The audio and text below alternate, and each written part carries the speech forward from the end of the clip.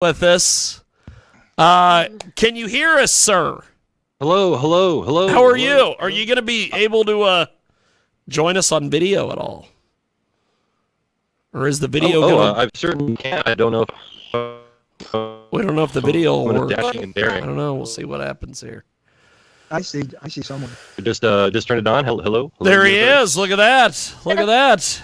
How are you, sir? Frank, I'm well. Can we get Frank working on a logo for Amy, like maybe with the Y fucking the big part of the Q? Amy Quinn. Let me get Amy. Gotta get Amy Quinn. Get her on, like, maybe get something going with the logo there. That way we can really brand her out. But how do you follow the dildo girl? How do you follow the dildo girl? I'll tell you, today has been a really fun show. We've got, we're live on kjagradio.com, jiggyjaguar.com, of course, 990 WBOB out in Rhode Island, of all places. And we have the buddy joining us from Seattle? Olympia, Washington. Okay. The capital. The capital of Washington. Not many people know that. That's one of the... And then, of course, we have the man, the myth, the legend, the bard of broadcasting, the third man himself, Frank Catolo. And, of course, our next guest, I'm going to let you do your own intro because you have a fabulous voice. You're probably going to do it better than me. Let's hear allow myself to introduce myself. I am One Take Jake. As I like to say on my show, back in the saddle again, joined here by some of my friends. I'm just up the road here in Seattle from you, so I mean, maybe if I stick my head out the window and wave, we could see one another. But I'm Jake Tabor. I'm here representing the Ruthless Aggression Podcast. We're a podcast that looks at the era of the early 2000s and the wrestling therein, and try to decide whether or not it truly is an era.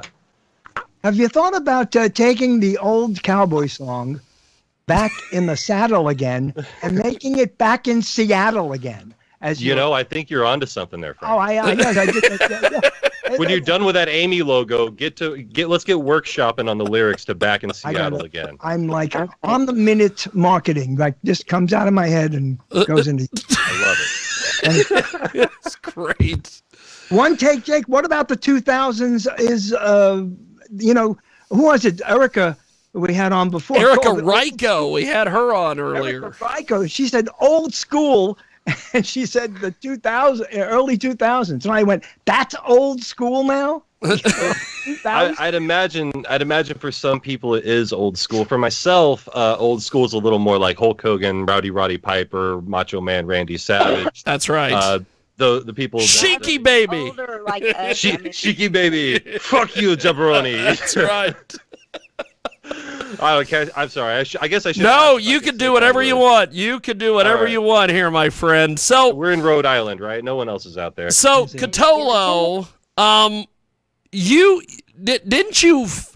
Was a couple years ago? Didn't you work a wrestling event, or were you part of a wrestling event? Who was promoting local. I never realized that there's this local wrestling thing going on in America, until I was involved with these people, and they had their own troupe, and they went from, they were located somewhere here.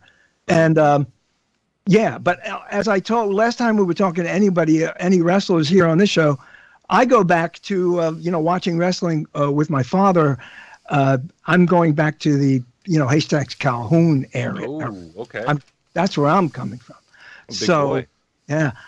So I didn't, I lost track of it along the way. My cultural platform changed so I missed that even the Hulk Hogan, you hear about Hulk Hogan, but I missed all that. So I don't have a lot of, there was a gold, just those, a lot of those people. You've read the history, right? Wrestling history.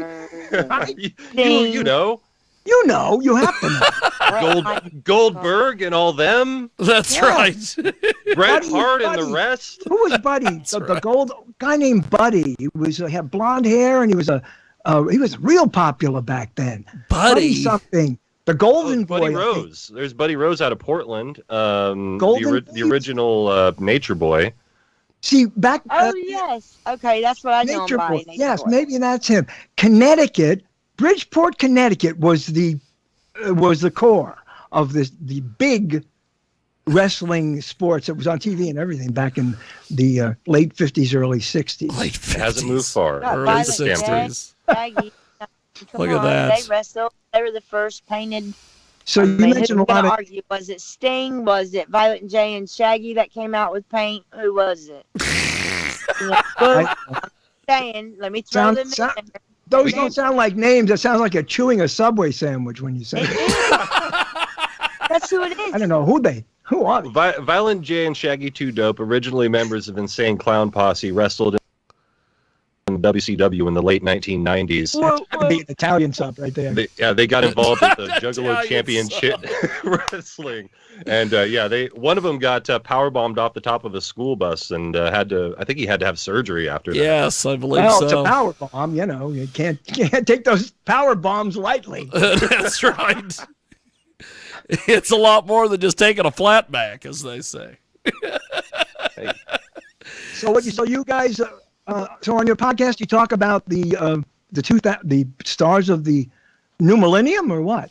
Well, I mean, basically the reason why we're looking at this era is it's really interesting because we have a lot of the stars that were established in the 90s who are kind of going away and phasing out, and then there's the new breed of talent that's coming in that hasn't quite yet found their way, and guys that you hear about now like Randy Orton who are just young pups at this point. Kurt Angle's still involved in the business. The Big Show is heavily involved. Big Show is one of our favorites on the Ruthless Aggression podcast. Well, but wow. It's an interesting era, and what we do is we take a pay-per-view every episode and we look at it and we watch it, we analyze each match. We try to get through it, but it's hard to without making funny noises and trying to make Levi laugh, which he has family in this weekend, unfortunately couldn't join us, but he tries to keep the reins on us, but we try to keep him on his toes. So this local thing is big, right? Yeah, I'd say so. Clubs and people, right? I'd say so. Yeah, I mean, I just took the family a couple weeks ago to a local event up in Everett. You took the family. Wait a second. Everybody? What family? Oh, I suppose it'd be my family. The wife and two kids. He just randomly went somewhere and took someone's family to an indie wrestling. It was great. It could be a code word for the four wrestlers who. We don't need a code word for drugs up here, Frank. We just go to the store and buy them like everybody else. Let me have 2 power bombs. Yeah, I mean, right? Can I get 2 of those power bombs and a go? Sell them in a 6-pack. So that's right. You took the whole family to it's violence, but it's also everybody knows that it's not real, right? For the most part, yes. I'd say so the kids that are there, that 8-9-year-olds, they're not quite sure yet. But it's like sports Santa Claus is what it's like. Sports Santa Claus. You want to laugh at something though in terms of watching violence. When they started on television to show the Three Stooges shorts, okay, there was a run of they had to eventually put a disclaimer and tell kids, listen. You can't hit people. There's no kind of hammer that is not going to hurt if you hit someone with it, because kids were seeing the Three Stooges for the first time and they were being influenced. So, I mean, that was something. So when you take kids to see wrestling, and today, let's face it, they're using folding chairs, right? And bicycle wheels or whatever it is. Bicycle wheels. All that. I think someone had a propane canister. That's right. Propane canisters filled, mind you. Watch out! It's in the crowd. It was filled. And these large dildos or whatever it is. The Amy. So, is there any disclaimer to for ages and stuff for going to a live? There's always the standard disclaimer, kids don't try this at home, but I mean, that hasn't worked for 50 years. So, come on. I guess that's what I meant by family. When you say I took my family, I always think, you got kids with you. Yeah. So that's what I'm thinking. So they must be, they know because you're so attached to this, right? But a lot of kids don't. Well, no, like I said, I'm still keeping the magic. So I won't go so far as to listen to any smart podcasts like Jim Cornette or anything like that with the kids in the car because they talk about how the sausage is made. And I'm rather, because when I was a kid, I was 10 years old, and Hulk Hogan had just turned at the Bash at the Beach and joined the NWO. Wow. And I come, like, they're throwing trash in the ring, and he's saying, "Listen here, brother. Listen here, all this dude. crap represents each and every one of you." And I'm just bawling, crying. And I go running out the house into my dad's shop. I kick the door open. He's standing there at the bandsaw. I wait in the place I'm supposed to wait to talk to my dad so he can safely turn off the bandsaw. He looks at me and he's like, What's going on? I'm like, "Oh God, it's a bad guy. He came out and he said that everybody is crap and then he's going to be a bad guy and this is a new movie." And my dad looks at me and he just says, "Wrestling's fake." It turned on the bandsaw and my world was shattered. I'm telling you, James, my world was never the same. You wanted it to be real as I guess that's like playing. Still Cowboys and real to Indians. him, damn it. It was still real to me, damn it. I was 10. Give me a little bit of a break. That's right. Yeah, I think I was about 10, but I mean, my dad worked at the fairgrounds, and he was and had grounds, part-time because he was military too. But yeah, I got to see them, come back from their doctor appointment where they had it maybe like lasered and then before the show, and I always had tickets. I mean, my dad was there. What?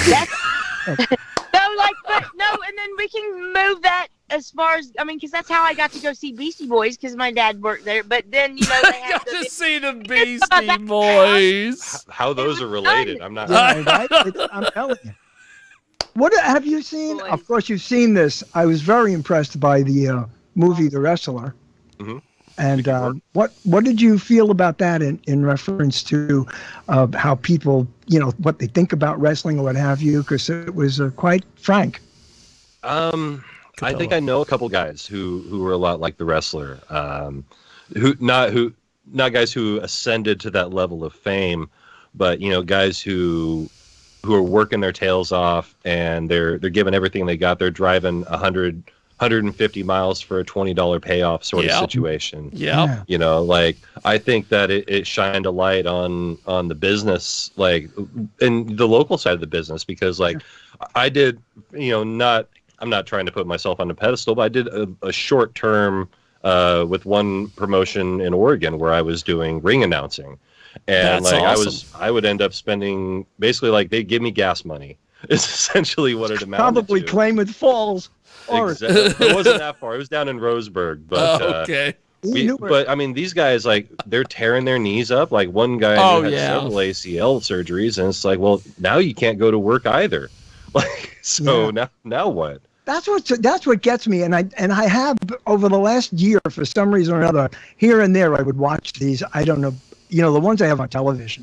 I have no idea what production company is doing what, but to see how far it's come, and I always watch them falling, and having seen The Wrestler and what have you. Well, really, they take some gigantic. You can't fake a lot of those. You could know how to fall. Right, but man, and the punches and the way they do things, it's a ballet. It's a violent ballet, and it does have violent ballet. Yes, it does. It has a wonderful entertainment value to it. But I literally know it's.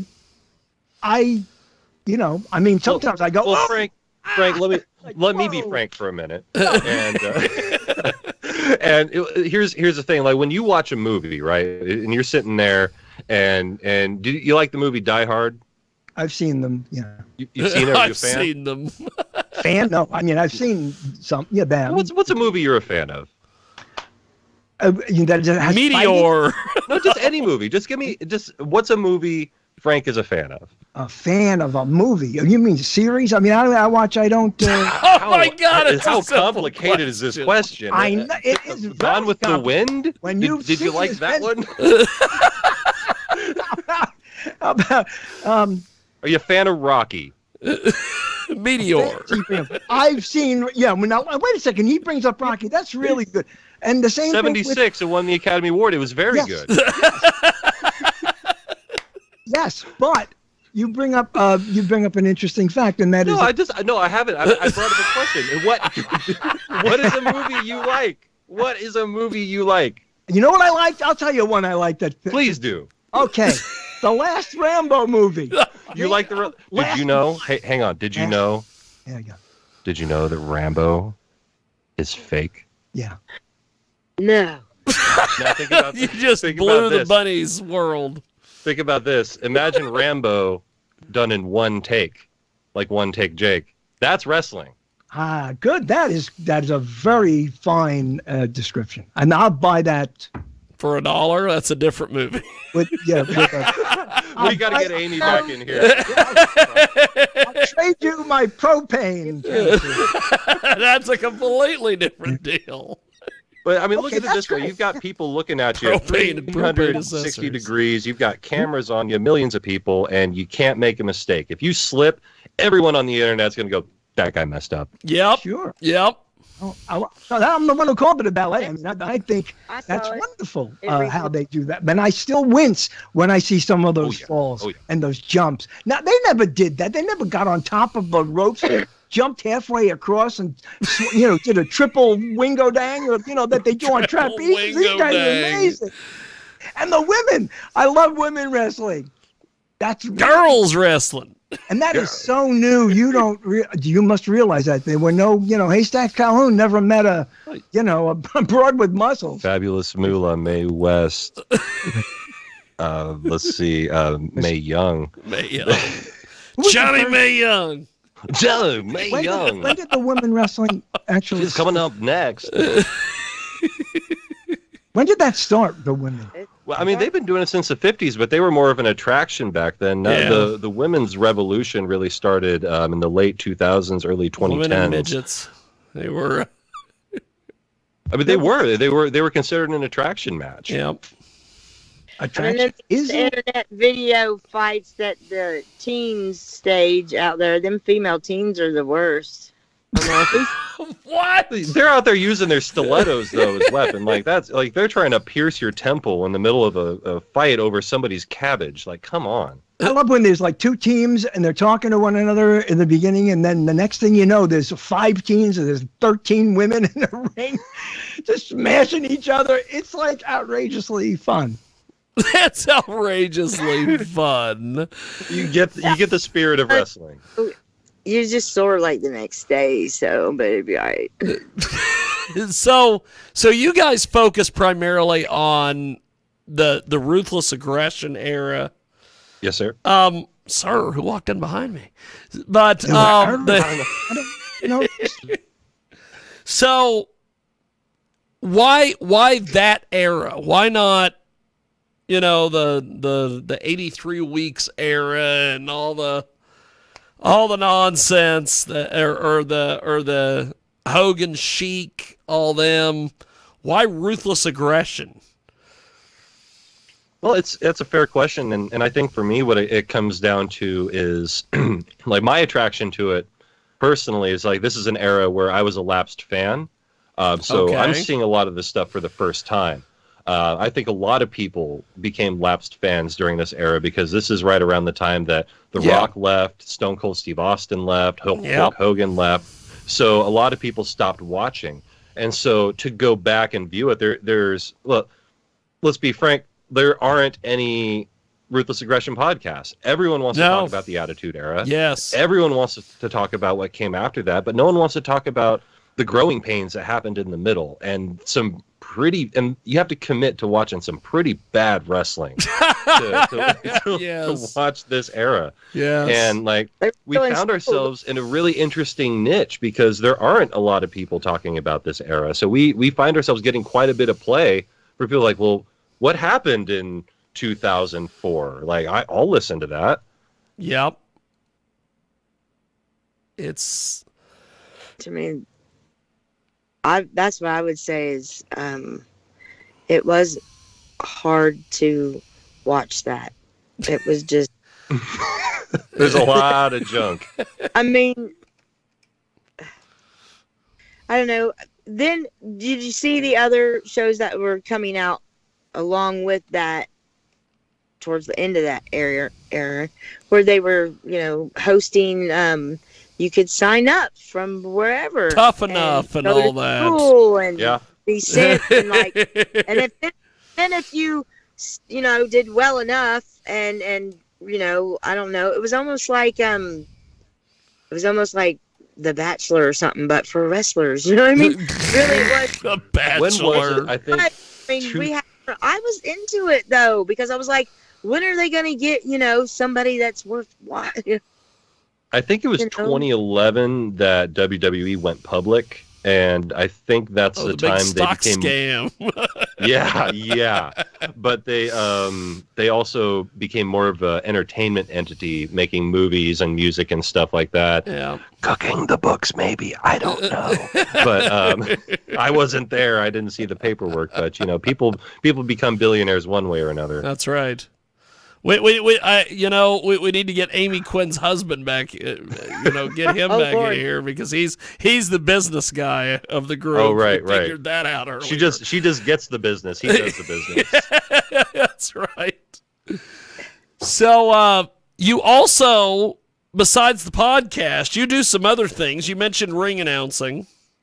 Yeah, I've done that a couple times. Yep. You have an awesome voice. Thank you.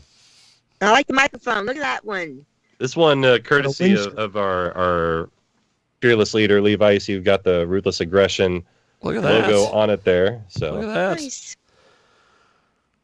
Loud and proud. So Right. Frank, What? You're listening to all this. Do you have any questions here? I think it's great theater. I think it's great theater wrestling, and I'd like to know how how often they have. I mean, maintaining the health and the ability and that's amazing how much they must do to be able to take that what hits they do take.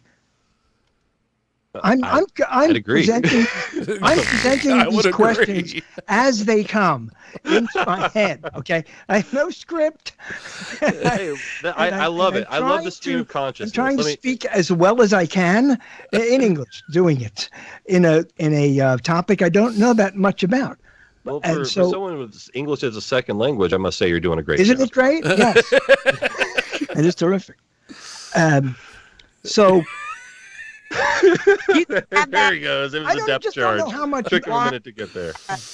You could set and do you have a special at the wine tasting? That would be awesome. There's a delay. It's just so I don't know. We have a lot of. I've noticed a lot of those. How did we get to wine tasting on pro wrestling? What happened? Well, because then you could use the bottle during or before. I mean, I don't recommend that. I don't recommend trying to break a wine bottle over somebody's head. I mean, it's not as hard. It's not as bad as a propane tank.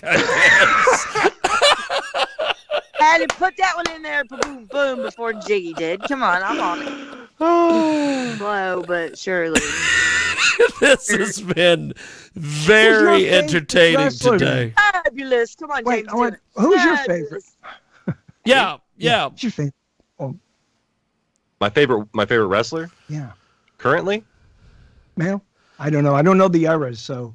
Well, it's the answer changes depending on what era we're talking about because, I mean, the guys I'm watching now, like I've really enjoyed MJF, who's a young up and comer, heel, very very talented on the microphone, very technically proficient, has some good finishing moves and really knows how to work his style. He's probably my favorite guy to watch from this current era. And then you got The Rock, the Stone Cold. I mean, how do you forget those two, and they're the greatest for a reason. They're the reason why wrestling was so hot. Rowdy Ronnie Piper. Rowdy Roddy Piper, also known as the Maniac on Always Sunny with Philadelphia. That's one of my favorite episodes is Wrestling for the Troops. He comes out there and, oh yeah, how you doing, boys? That's the Maniac. I'm ready to go out and wrestle for you. Yeah, I love you, boys. They are, in essence, actors, and it's what era was it that they started to come out and be more, theatrical or Shakespearean? Actually, when did that start? Because the guys in Bridgeport, Connecticut, they were just, they weren't really into the personality beyond the visual, and then now these, they became stars in the 80s and 90s. When did it really start? The mid to late 80s. Well, I think he touched on something there, Frank, when you mentioned it being Shakespearean. If you look at wrestling as a stage play in the round, which again Shakespeare was famous for creating, you really think about the concept of playing large and playing to the back and playing to the back of the arena. And so when you look at the tactics, somebody like Ric Flair, instead of going for just sitting down into the figure 4 leg lock, he throws his head back, woo! Then he spins around, grabs their leg, and sits down. The whole thing is played to the back, so anybody who's in the very back row of the theater or the arena, what have you, can understand the action that they're seeing. I mean, now it's a little different. We've got these enormous video boards, but I think that's when you consider the uptick of arena popularity. I think that's when you'd see things become more theatrical. So probably the mid to late 80s into the early 90s, right around the WrestleMania 1 to 3 era is when I would say also that right around there. So they were learning more just the moves and the various dance that they do with our opponents. They're actually learning to do this as if it was 4-dimension. Like you said before, they're watching, the audience is watching from this side and then from that side. So their moves would obviously have to, display to everybody. So they got broader, just like they. It's a lot easier to work in a high school gymnasium with 200 people in it. You don't have to go that big because everyone's real close. Yeah. Yes. Yeah. And then if they're, like you said, if you get to go to, if you're a fan and you get to go, which I just thought it was the coolest thing because I never had to worry about getting to go because my dad, was like, I can go. But so that was totally awesome, because you get to walk around.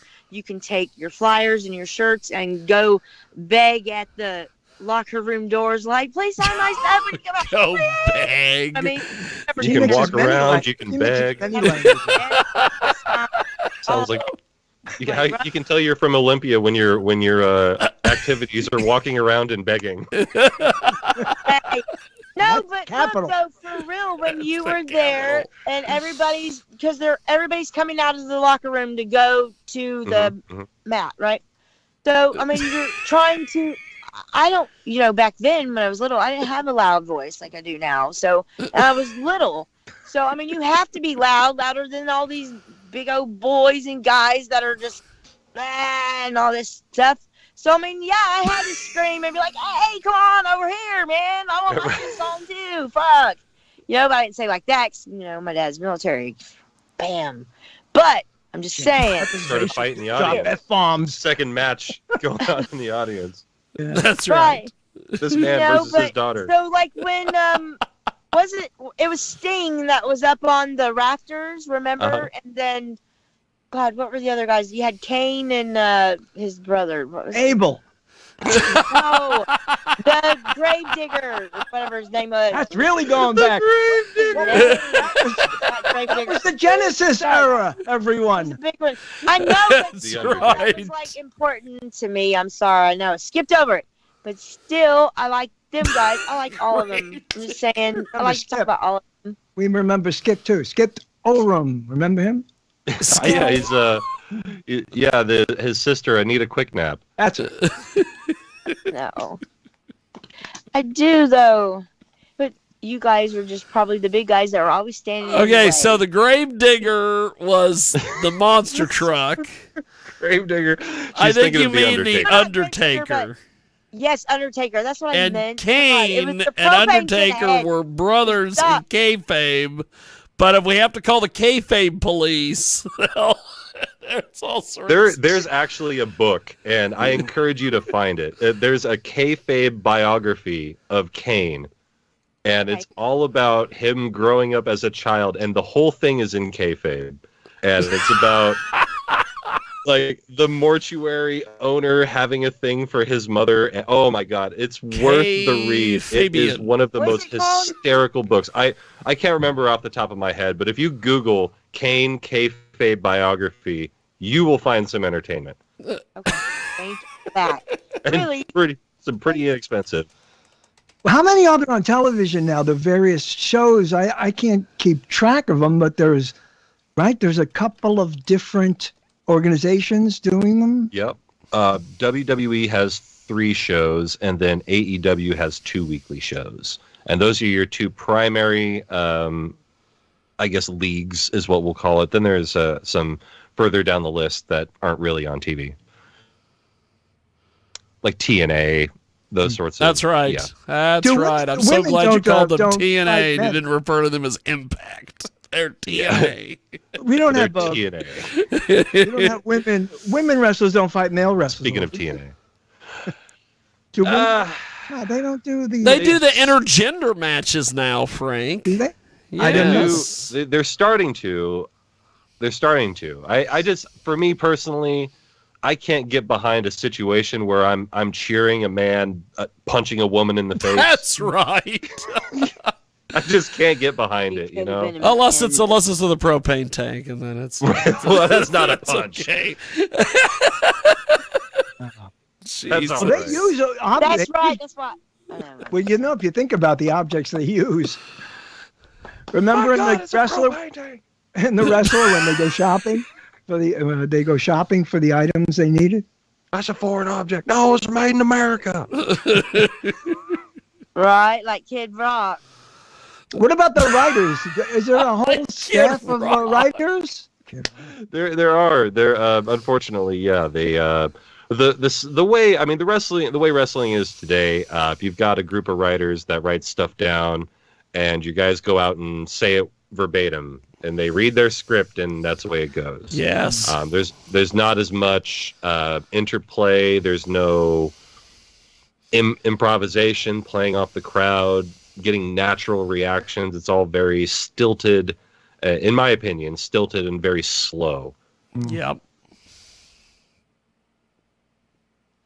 You've hit it on the head, my friend. Just like that, in fact. Just like that. Just like that. Slow. But welcome to Monday Night Raw. I love the vocabulary. You know, I love that, you know, every sport has its vocabulary, and wrestling does have some good ones. Well, they have words that they talk in the ways that people don't speak, right? Like, I am out here to ask you to accept my challenge for a championship match at the next pay-per-view event. No, that's not how people talk. You walk out there and say, hey, I'm going to kick your ass for that fucking belt, bro. When? As soon as possible. With what? The propane canister. With a propane canister. It's a propane canister on a pole match. That's right. Well, use a propane canister wins. You have been tremendous. This has been such a fun deal. We definitely have to do this again, my friend. Yes. And next time we have you on, we will not have you follow Amy Quinn and her collection. There are some places I wouldn't mind following her. Not on the podcast. That's right. That's something I could stand behind, that's for sure. Hey. That's right. Well, as we wrap up here, let's start with the bunny. You're in Olympia? Is that where it is? Yes. Oh, he left before I could let him do his plug. Okay. Well, I'm going back. He left before I could let him do his plug. Go ahead. You should have him on Chronicles. Which plug was that? Said Amy. But anyway, What happened? I don't know. Okay, Banana. so He said Fred Banana. He was on it. Where were you, Dave? That's right. so Frank, as we wrap up here with you, my friend, talk to us about what you've got coming up for Cthulhu Chronicles and everything. Oh, we got more panels and theme shows, and I got some people coming on. And if there are no people there, I'll be there speaking both of my languages, and Both of my languages, and doing my usual solo drum solo shows. Or I'm here, I'm there. I'm never. I love it. I love it. Well, Frank, I will talk to you soon because we definitely have to have you on again because we have more. I'll be back in April. How's that? More people as we march towards Chicago. I'm going to be in Chicago. What if we have Amy come on Bunny After Dark? You got to come help, with that. Maybe Where's Bunny After Dark? When is Bunny After Dark? When is that? Talking about it before, remember? We were thinking about it. So that way we can't remember 10 minutes ago. Advertisement for Bunny After Dark is a podcast. What is it? It's Bunny After Dark. It's a place to buy things, right? Just a little bit extra. But that propane canister makes a wavery. Give me a minute and it'll come back to me when we talk next time. Or what are we doing? Next time, you'll tell us about Bunny After Dark. That's right. That's right. Probably before. Well, next week, if you're listening to us live, next Sunday, we're going to be having Cluck the Clown in studio. We are going to have 2 bare-knuckle fighting people here. And I believe we might have a couple porn stars because as we get ready for Chicago... Are you serious? We got porn people. So. Okay. Well, I'm going to go have dinner because I'm very hungry. Frank, thanks for doing this, baby. I will talk to you soon. Well, take care. Goodbye, Bunny. Take care of yourself up there. Washington's a tough area. Washington's a tough area. Have a good one, Bunny. Place. I'll talk to you soon. Thanks, guys. There they go. And we are out of here. Thanks for joining us. And we will see you on the flip side, as they say. I don't know what that is. If you're watching us on our website or kjagradio.com, thank you. If you're watching us on Twitch, it's pretty amazing that you're still watching us on Twitch. If you're watching us on the Facebook, thank you over there as well. And if you're watching us on the old YouTubes, thank you. And as Frank likes to say,